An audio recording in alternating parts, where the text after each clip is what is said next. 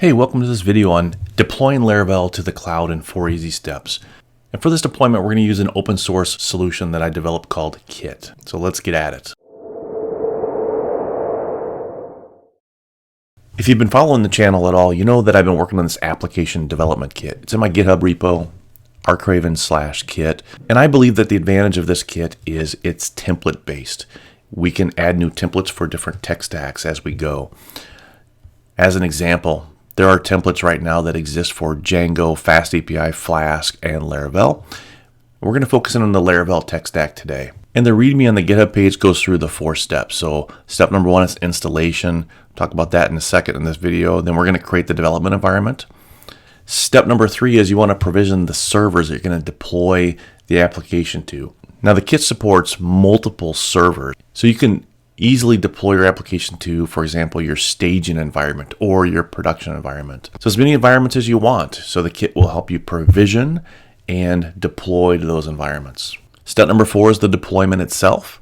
So those are the 4 main steps. After that, your application is fully deployed to the cloud. Now there is a 5th step here if you need to start additional services, for example, Laravel Horizon, or you want to schedule jobs, so you want to start the cron. So there is an additional step if you want to start this, but pretty easy. So we're going to go through all of that in this video for the Laravel tech stack. So step number 1, we want to get the installation of the kit itself. This GitHub repo here, and you can see it's pretty easy. You're going to create a directory. You're going to switch into it. You're going to clone this GitHub repo into an infra directory. You're going to switch in an infra directory and then run this install script. And what this install script does is just creates an alias for you so that you can easily just run kit commands without having to have /kit. So it makes it a little bit more convenient.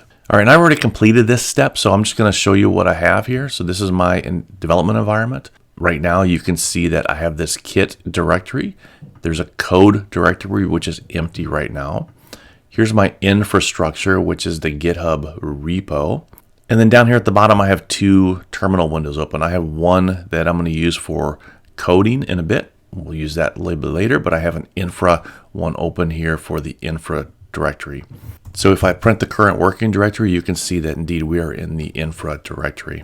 And I've already run that installation script. So I have an alias already for kit. And if I run that, what you're going to get is the help screen. It's going to contain a lot of information about all the different commands that are available. So most of the commands aren't documented directly in the GitHub repo, but instead they're documented on the inline help here. But we'll be using most of these commands as we go. For now, we're just going to ignore this. And let's go on to step number 2. Okay, so moving on to step number 2 here, we have to create our development environment. Now, because the kit is template based, the initial development environment is going to be created all for you. Now, of course, you can modify and tweak the resulting development environment as much as you want, and we'll go through that in a moment. But for now, we're going to run this kit new Laravel command. So we're going to run this kit new Laravel command. Kit new just takes the template name. We're going to create a Laravel template, and when we hit enter, it's going to take us through a short little wizard with reasonable defaults. So the first thing is it asking me what is the short name for my application. And I'm going to change this a little bit. So the default is Laravel. I'm going to call this Lara Demo. And the reason I'm going to call this Lara Demo is because it's going to match up with the GitHub repo that I'm using. You don't have to match it up. For me, I just like to have it clear on what all the different applications are. And that is one of the advantages of this kit is you can have multiple applications being developed in one environment. Next thing it's going to ask is what is the GitHub repo? So I'm going to switch back over to my browser and I'm going to pull in a new tab here because I have this repo that I want to use for this deployment. And this repo is just a standard Laravel application. I cloned this at one point. It's probably a little out of date from Laravel, but there are a few modifications, mainly to the homepage so you can see some additional information, and we'll see that as we deploy it. So let's go up here and grab the GitHub URL. And we'll copy that. We'll switch back over to our environment, and I'm going to paste that GitHub repo URL right there. That's going to ask us for some default ports. And so I'm going to go ahead and keep the default port 8001. Here's an HTTPS port. And it is asking us for a MySQL port. This development environment comes packaged with onboard MySQL and Redis. And so we're going to see it ask some questions about MySQL and Redis. The database username, we're just going to keep it as the default, and I'm just going to use that as the password. And after we answer all those questions for the development environment, it's going to ask a lot of the same questions again for the production environment. So for production, I want the same URL for the GitHub repo. Instead of HTTP being on port 8000 for production, I'm going to set it to 80, and we're going to set it to 443.3306 for MySQL and 6379 for the default Redis port. I think this is fine for now, and we're just going to keep all of the database the same. And now at this point, the kit is spinning up our application development environment. And Chrome just popped back up because the kit spins up the environment and then it tries to show you the web page. And so it's trying to show me the web page right here. So I'm going to go ahead and accept this. It's not secure because this is my local environment.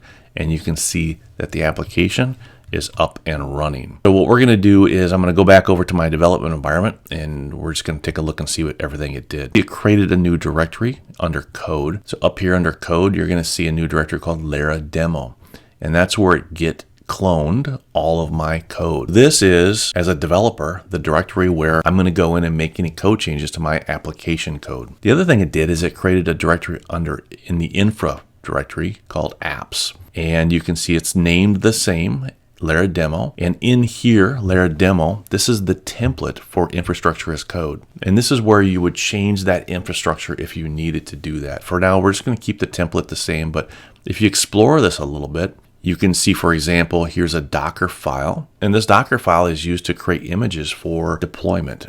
And you don't have to go through all the details of this, but it's a multi-layer build. So it has a base image, and then down here you can see a dev image, which is used for local deployments. And then here's a prod image, which is used for server deployments, so for production deployments. And so for now, we're going to ignore these. Let's just go through the rest of this. So you can see it get cloned the repo. And after that, it's starting to build the Docker image. And so you can see all the Docker images. I have most of the image layers cached, it looks like, so it's pretty quick. It may be a little slower on your side if those layers aren't cached. And then for development environment, you can see there's a couple of different services running. If I switch over to my Docker desktop, you can see here's my Laravel application, and you can see the three different services. Here is the web service. And this is the one that's exposing the web ports. You can see here's a service that's exposing the Redis service. And then I have a MySQL service. So all of that development environment, it's spun up automatically for you. Once it started, the kit registered a host name in your host file. The kit also built your Laravel application. So it's running Composer install. So after Composer install, it does your migrations. So it ran my migrations. And then it ran npm install and npm build. And then the final step is it opened up a browser tab for us. And that's what we saw here. So this is my development environment. This is my Laravel demo application. So I modified the front end web page. It has some random coordinates, which isn't showing any data right now. It also shows me which servers. And so this is useful when I deploy this to our Docker Swarm later on, and I want to scale this up and run multiple instances. I can see which servers is providing that response. But let's take care of this database issue. There's no data in here. I'm going to clear this out. So in the local development environment, it's easy to run. The format is generally you start off with the kit command. You tell it the application, and then you tell it which command you're going to run. So I'm going to run the artisan command, and we're going to run dbseed. I have a lot of debug information that's currently displayed, which isn't necessary, but I've got that turned on for my development environment here. And now if I come back to my web page and I refresh, you can see that I'm getting that data. And this is just fake data for some GPS coordinates. Every time I hit a page, I refresh it. I take a random coordinate around the world, and then I'm doing a query against the database to find the nearest 10 locations. And so you can see those. Every time I refresh, I'm getting different data. Over here, I'm hitting the same server every time. This is telling me I've hit this server 9 times, 10, 11, 12. So you can see that. So if we go back to the GitHub repo, we have completed step number 2. We ran kit new Laravel, and my development environment is now up and running. So I can do as much development as I want. When I get ready for push into production, we'll start stepping through the next steps. So let's go ahead and we'll look at those next. All right, so step number 3 is we want to start to provision servers where we're going to deploy our application to. And you can imagine situations where you have production servers, but you might also have staging servers, or maybe there's some test servers. So wherever you want to deploy this to, you would repeat these steps for each one of those server environments. We're just going to create one environment. We're going to call this prod. The first thing we have to do is we have to run this kit make server, and then we're going to call it prod. So let's go ahead and switch back over to our environment and execute that command here. I'm going to clear this out. So we're running kit make server, and the server name is going to be called prod, and I'm going to hit enter. And what that's going to do is it's going to scaffold in a server for us, and you can see that now it's created in the infra directory, a new servers directory, and under that there's a prod directory. And in prod, it's created a .ssh directory, and I'll fill that in for a second. But here's two configuration files. So the first one is the cloud provider, and right now the kit only supports one cloud provider. It's AWS. So just leave that alone for now. Here is the swarm settings. So when we deploy, we're deploying to Docker Swarm, so we can get zero downtime deployments, and also we can leverage Swarm's ability to scale our application seamlessly. So it's a pretty good solution without adding a lot of complexity that you might get trying to run it in Kubernetes or something like that. So we have a couple of variables that we have to set here. I'm going to go ahead and drop in my Amazon account ID. For prefix, because I'm just going to keep it consistent, Laravel, that's what we named our application, so we're going to call that Laravel. For our domain, I already have a domain that exists for me, so it's called nextler.com, and so I'm going to use that domain. And for a subdomain, I'm going to deploy this to a subdomain called Laravel.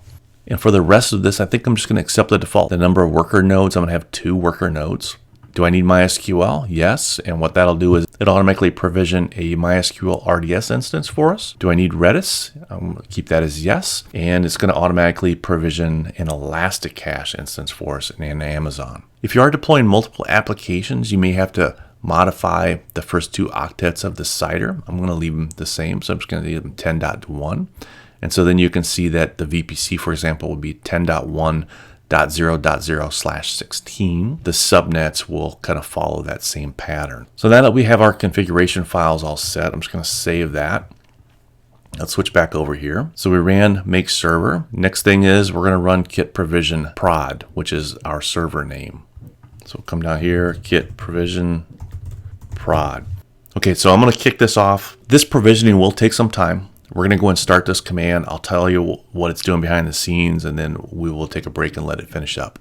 So after I start to run this, you can see I ran it. It's giving me a lot of debug information right now, but it's running Ansible playbooks against our Amazon infrastructure, and it's going to start creating infrastructure for us in Amazon. So you can see here it's creating the VPC, and then it's creating VPC subnets, and it's creating the internet gateway and the NAT gateway. So all of this infrastructure is going to start creating for us. I'm going to go ahead and pull this over so you can see it. And so here you can see the infrastructure that it's deploying for us. Starting off with a VPC, and inside that VPC, it's going to create 2 subnets, a public subnet and a private subnet. It's going to create a NAT gateway for the private subnet to access the internet. And that's how our EC2 instances are going to be able to do updates. It's also going to create an internet gateway for us, and you can see that there. And then it's going to create a number of EC2 instances. The first instance create for us is a jump box, which is in our public subnet, because that's the only way we can SSH into our other instances, which are in the private subnet. So down here in the private subnet, these are all the Docker Swarm instances. It's always going to create a Docker Swarm manager. One of these will be the manager. And then the other, we ask for 2 workers, and so it'll create 2 more. We'll get a total of 3 different EC2 instances that are part of our Docker Swarm, 1 manager and 2 workers. And then once we start to deploy the application, Docker Swarm will deploy it however it sees fit to those different nodes. Our Docker Swarm instances are going to be behind an application load balancer. So any requests that come into our application, they will get load balanced between the different Docker Swarm instances. Technically, Docker Swarm will do load balancing on its own. Because we're deploying Docker Swarm securely to a private subnet, we need an application load balancer to do that load balancing for us. Some of the other components that you can see here is I'm using Route 53. It'll set up Route 53 for us to automatically have that DNS entry. It'll create certificates for us which is the certificate manager. It's going to spin up an RDS instance. We already talked about that. So it's going to create a database instance for us and a Redis Elasticache instance. And then finally, when it comes time to deploying our application, we're going to use Amazon Elastic Container Registry. We're going to have our images pushed to that registry and then deployed to the Docker Swarm. So this is the infrastructure that we're getting for free. Let's go ahead and switch back over and see where it's at. It's still going to crunch for a little bit. Creating an RDS instance and creating the Redis instance takes some time. So I'm just going to pause the video here and we'll come back when this is all completed. Okay, so that just finished up. It took about 20 minutes or so to finish everything. But when it is done, all that architecture that we talked about will be fully provisioned in Amazon. So let's go and take a look at Amazon here. This is my Amazon homepage. Let's look at the VPC first. And we should see a new VPC in here called Laravel-VPC. This is the naming convention that's part of that Docker Swarm settings that we already went through. In this VPC, if we select this and we look at the resource map, we're going to see that it has an internet gateway that's hooked up to the 2 public subnets. We see this NAT gateway that's hooked up to the 2 private subnets. We should also see a number of EC2 instances that are running. So we'll go over here and see the running EC2 instances. I have this sandbox one for a different video series that I'm doing, but you can see here is the jump box it created. There is a manager node for the Docker Swarm, and here are my 2 workers. Down here, we're going to see a load balancer. So this is the load balancer that was created for this Docker Swarm instance. And it's going to have these 3 different targets. There's a 443 target, a port 80 target, and a port 8080 target. And if we look at the target group here for, say, 443, it will have all of the EC2 instances for the Docker Swarm. So the manager and the 2 workers. So that's the target group. These are all unhealthy right now because we do not have any Laravel application deployed. So with one command, the kit provisioned all of this infrastructure for us. So let's go ahead and move on to the next step. So the next step is to be able to do deployments. So the first thing we have to do is we have to use a make command, and we got to create a registry, which is the container registry that Docker Swarm is going to use for deployment. Let's go ahead and run that command. So git, put the application here, Laravel, and we're going to make registry. It'll take us through some questions here that we can answer. So we're going to use Amazon ECR, asking us for an account name. I'm going to go ahead and give it the account name. For the repository name, the repo is called Laravel. And the version to deploy, I'm always going to deploy the latest. US East 1 is fine. And so now it's created a couple of new environment variables. So there's now a .env in prod. So if we go under now our apps directory, Laravel, envs, prod, there is a .env in here.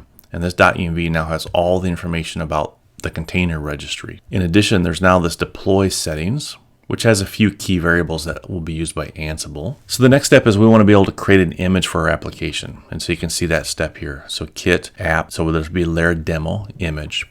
So before we do that though, I want to go over some information that I didn't present before. So when we created our servers, this prod server was automatically populated with this inventory.yaml file, which has the IP addresses for all of the Swarm manager and hosts, and also has the jump box at the very bottom. It also has information about the databases that it created. Here's the RDS or the MySQL database, and here's the Redis cache. What I want to do is I want to take this host, and I need to take this information and put it in my Laravel application. In the infrastructure, under apps, Laravel, this is my application infrastructure code. I'm going to see Laravel.env file, and I want to replace this with that new RDS instance. So that's the RDS instance that was just created for me. I'm going to leave it here 3306. If we look at the database, the username is root and the database password is super secret in this case. And if we also look at the Swarm settings and we scroll down to the very bottom here, this is where you would set the database username and password. So if you wanted something different than root and super secret, you can set it here. The database name is going to be Larademo_DB. So I'm going to set that in here also, Larademo_DB. It looks like I got these in the wrong spot. So this is actually the password and this is root. So I got the database set up for my application. Let's go ahead and grab this RDS host instance. And here's the RDS host. So we're going to paste that instance in there. And now we should be good to go in our production environment for Laravel. This .env file is going to be in the infrastructure as code directory. And so here's my .env for production environment. And obviously, if this is the true production environment, this is still a demo for this video, I would switch this app debug to false and maybe harden this up a little bit more. But the key point here is this .env file is going to be copied into our image when we create our image. And so we wanted to make sure that these values are set in place. So the next step is to create the image now. So Larademo, it's just the image command. So you can see that here. So kit Larademo image, and that's the command that we're going to run here. It's going through the process of building our image for us now, this Docker image. And when it builds the Docker image, you can see it doing all the steps to build the Laravel application inside the image. The whole purpose of this is have to one container that contains everything that's ready to be deployed. And so we can just take this and deploy this image to our Docker Swarm, and everything is ready to go for us. You can see Composer install. It did key generate, npm install, npm run. Up here somewhere, it copied the .env file that we just talked about. You can see that there, and it's all completed. The next step is we got to take that image and we're going to push it to our repo.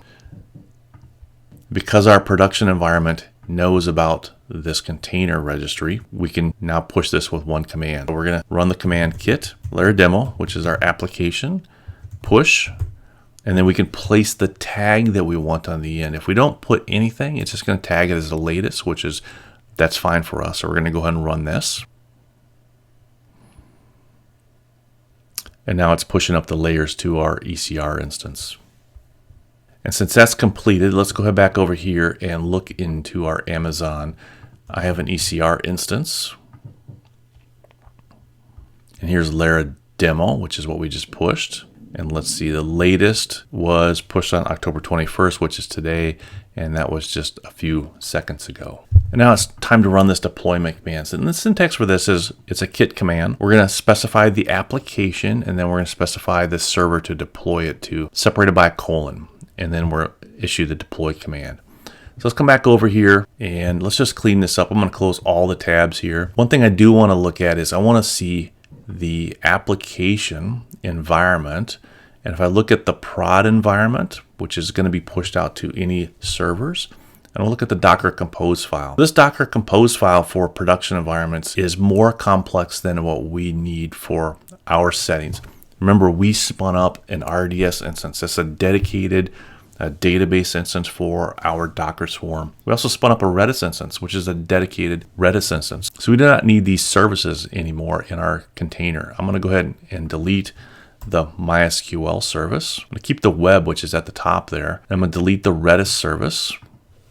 And we're just going to simplify what we're pushing or deploying to production here. We don't need an app network anymore because there's nothing to talk between. And I can probably get rid of this altogether. Let's go ahead and just delete all that. And so this shows a little bit of the power that you have with this kit is you get to modify your environment as you see fit. So this is everything that's going to get pushed to production or this prod server in a little bit. So we've already built the image. So the command to deploy this is Larademo. And again, if we come up here, our apps, we have one application called Larademo. We have one server called prod.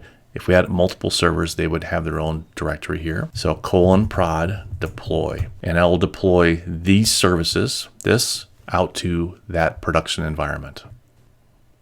So now that that's completed, let's go ahead and clear this out. I want to issue another kit command. So I want to log in. I want to see what's happening on our production environment. Kit prod is the server that we want to log into, and SSH is the command. And this is going to SSH into the jump box, and then from the jump box, it'll SSH over to the manager node. So right now we're on the manager node.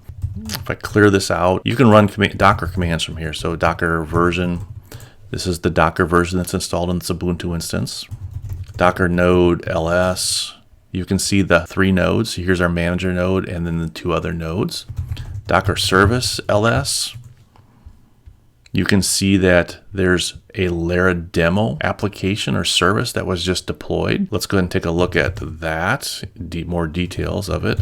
We can look at ps Larademo _web and see that it says it's up and running. All right, so let's switch on over to our browser and let's go ahead and see if we can get to larademo.nextler. Now at this point, you can see that our Laravel application is indeed up and running. This web page is indicating the issue. The base table is not found. Do you want to run the migrations? We do want to run the migrations. I'm not going to cheat and use this.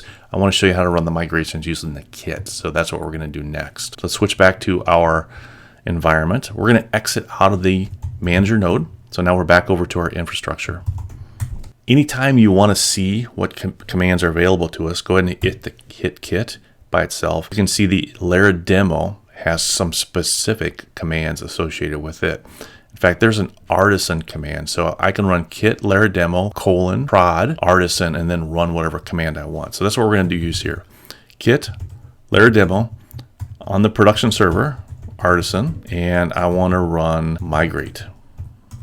Use an Ansible playbook. It's going to run that migration for us. Let's see what the response here is. You can see the response. So running the migrations, it created these tables. Now if I come back over to my application and I refresh, you can see our application is now in production. So as I refresh this, you can see the host name. I have 15 hits every time I click refresh. So refresh, I'm getting more and more hits. I don't have any data yet. So let's come back to our application, our kit. Let's run another kit command. Again, it's the same format. So kit larademo :prod, which is our production environment. I want to run artisan, another artisan command, and I want to run dbseed. Running the Ansible playbook again, it's going to run that artisan dbseed command. You can see it here, and it has successfully run. So it says info seeding the database. If I switch back over to my application and I refresh, at this point I should get some data in here. At this junction, we've successfully deployed our Laravel application to our prod servers. And if you had other servers, you could do the same thing for them. I'm going to duplicate this tab because this application is using Horizon. We can see right now that Horizon is inactive. So if I come back over to our kit, let's go ahead and clear this out. I can run another kit command for the application and this prod server. I want to run Horizon start. So it runs an Ansible playbook. It's going to run that PHP artisan Horizon command. You can see it here. So PHP artisan Horizon, it ran it in the background task. So now if I come back over to my application, now you see I have a process running. I don't have any jobs that are pending because the schedule run isn't working. So let's come back over to our kit again. Let's go ahead and start up that. And it's another kit command, right? So kit larademo, the prod server, cron start. It'll run the Ansible playbook and issue the command to start up that. Now if we come back over, there aren't any jobs here yet. Let's go ahead and just pause for a moment and we should see jobs appearing here shortly because once a minute, it's going to push a new job onto that queue. Okay, so now we can see it ran an Inspire job. There's more entries. Let's go ahead and see here. The Inspire job was part of Laravel, the default Laravel. We're going to go ahead and go back to completed jobs. I have a test job here also, so we can see the test job ran. This test job is just, it delays 15 seconds and it doesn't do anything. But at this point, we know that our scheduled run is being run once a minute by our cron tab. So that's it. So we started off with a Laravel Git repo, just a demo Git repo. We deployed it locally. So we have a local version, a dev environment that we can do changes to. And then we provisioned our Amazon infrastructure. So all of this environment with the ALB and the Docker Swarm with 2 workers and 1 manager node. And then we deployed our application, our Laravel application. At this point, we have a production environment of our application. It has its own domain name, its own SSL certificate. All of this was done completely for me by the kit. And then in addition, this whole infrastructure as code, here you can see all the Larademo. If you needed to, you could come in and you could start to modify the Docker files. So here's, for example, SQL Server. So if you needed SQL Server in your application, you could uncomment that and then deploy SQL Server. So it's really a powerful environment. It's very customizable by you, but the out-of-the-box template will get you all the way to production without any changes at all. And then you can start to tweak it from there. So hopefully you find that interesting. I am excited about this project. I use this personally for my own development. For example, you can see a project that I'm working on here called Trails, and it has that same footprint, that development environment. And then when I want to push it out to prod, I can just run kit trails :prod deploy, and it'll deploy it to prod for me. And those deployments are zero downtime deployments. So the old one will stay in place while the new one is spun up. And then once the new one's spun up, the old one will be killed off. If you wanted to scale your application, maybe you're starting to get a high load, all you need to do is come under your infrastructure as code and under prod. If you come back down to the Docker compose file that we edited earlier, and we just had the web, you could install, instead of one replica, maybe you want to put 3 of them out there and deploy 3 replicas. So that's pretty easy. We'll just do that real quick. So once you make the change here, it's kit layer demo, prod deploy. It's going to redeploy this application. It's not a new image. It'll know that it's not a new image, but it also will know that I want 3 instances or 3 replicas deployed. It'll take a bit of time for the image to be downloaded on the other nodes.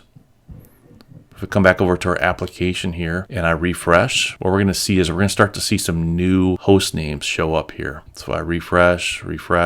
So far we have 2 host names. There is this DD4 and then this 9D0.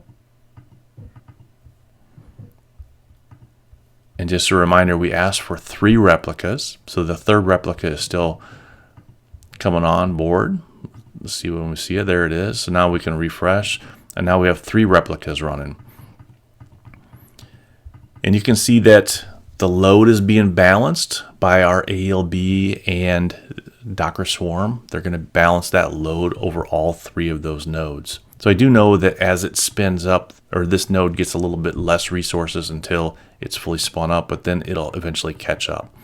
But you can see as I keep refreshing, all 3 of those nodes now are getting traffic directed to them. So that's it, a complete open source end-to-end solution for Laravel environments. So going from development to production, it doesn't have to be painful. You can use this kit. It'll provision everything for you and create all the infrastructure you need. And then in one command, you can deploy your application there. And one final reminder, that kit is at rcraven/kit. If you have questions on it, hit me up. If you have issues, go ahead and create an issue. But we went through most of this information all the way through the shell access and running these remote commands. All of that is there for you. Hopefully that's helpful. If you like content like this, hit that like button and subscribe. We'll see you next time.